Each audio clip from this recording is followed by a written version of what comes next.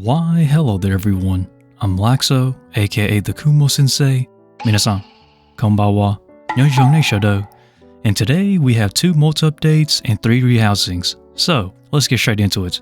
So these 2 molts were very surprising to me because I did not expect them. And the reason why is because these are some slow growing tarantulas. And honestly, it's been such a long time, and to see them freshly molted out just recently, I had to record this. So the first tarantula you're seeing right now is my Aphonopelma species Diamondback, and the color still hasn't come in yet, but this is a very beautiful Aphonopelma species. One of the only few Aphonopelmas I really want to breed, and this one does come from Fear Not tarantulas, and I did acquire this one a long time back, and it's still very small. I'd say it's about 1.5 inches, or about 3 to 4 centimeters in diagonal leg span, and I also heard that mature males are very dark for this species in comparison to females, and they look completely different. So if this specimen is a male, I would like to see what he looks like. And now let us move on to the next surprise molt that I did not expect. And this one here is my Grammostola pulchripes, also known as the Chaco goldeny tarantula, and this is my little girl, and she was hatched out 2016, and as of 2024, she is 8 years old. Or will be turning 8 years old in October. And this is actually one of my favorite pet-only tarantulas in my collection. I have no intentions of selling this female. Now when it comes to my pet-only collection, I am willing to sell most of them, but this is one of the only few I would never sell. And this little girl has been with me for so long. Honestly, it's a very long journey that we had, so I am way too attached to actually sell this tarantula. I don't have any plans of breeding this female, even if she matures out in the future, because this one is just more so for the ride.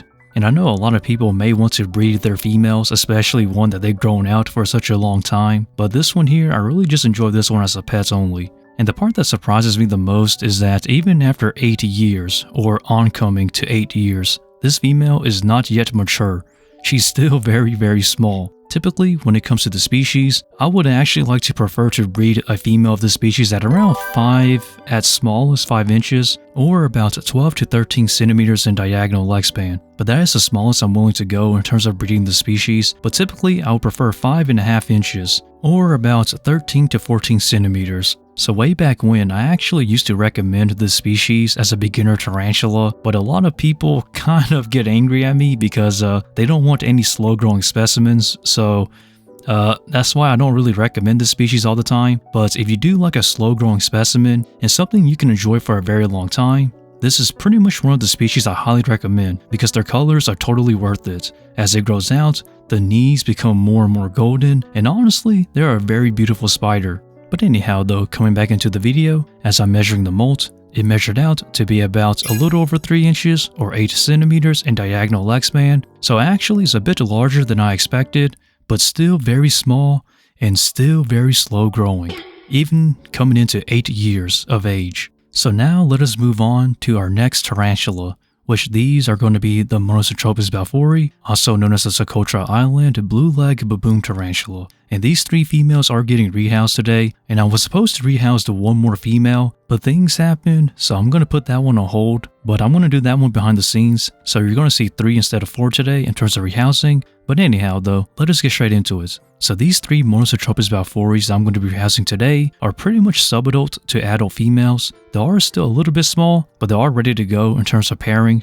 Now the question is, will I actually pair these females? And I don't really think so, because I've already paired, I think, 3, maybe 4 females already, so I don't really need to pair more. But as of now, there really isn't any suppliers or actually any retailers that are looking for M. balfouri, so I'm going to keep these 3 on hold maybe, but I'm not really too sure. So unless there's a vendor or a seller that is willing to buy M. balfouri in bulk that is in need of them, I probably will not breed these 3 females. And also as a reminder, I did produce M. balfouri already, and I still do have a lot of the slings left over from the last pairings from last time, so I don't really need to have more M. balfouri slings. And I am giving away 5 of them for free as a giveaway if we hit 1,000 subs on the channel. So if you're not subscribed already, by all means feel free to do so. But anyhow though, coming back into this video, when it comes to rehousing M. balfouri, and pretty much any tarantula that webs a lot. Typically what I do is once I rehouse the spider into the new enclosure, I typically use the old substrate or any parts that have their old webbings in the old enclosure and pretty much transfer into the new enclosure. This way, it can pretty much help the tarantula adapt to their new homes much quicker because they're familiarized with their own webbings, so this helps a lot for those who are new to rehousing tarantulas, or if you just want a good tip to get your tarantula adjusted to a new enclosure quicker. But anyhow though, let us talk about Friday, because Friday is going to be a very special day. So for those who don't know, my birthday is coming up on Friday on June 7th, so that's honestly going to be a cool thing. I am planning to actually post a breeding video for Friday, and it's going to be my last Monocentropus balfouri for the year maybe, so stick around for that. So when it comes to my birthday, I don't really have any big plans to actually celebrate it too big because I do work that day, which is kind of a downside, but it is a morning shift, so I should get the afternoon to myself if I finish on time. So I could at least celebrate a bit on my birthday. But that's life being a grown-up though. It's you don't really get too many days to celebrate to yourself. So typically when it comes to my birthday, I usually try to buy a spider or two, maybe one tarantula or something of the sort to actually celebrate my birthday, but for this year, I don't really plan to do that because I really want to focus more on breeding tarantulas, and if I'm going to be producing slings, I can't really afford to, use more space than I should, especially if I'm trying to hatch egg sacs, so I'm not really going to be buying any tarantulas for my birthday this year, so I'm just going to try to relax, I guess, but I don't know.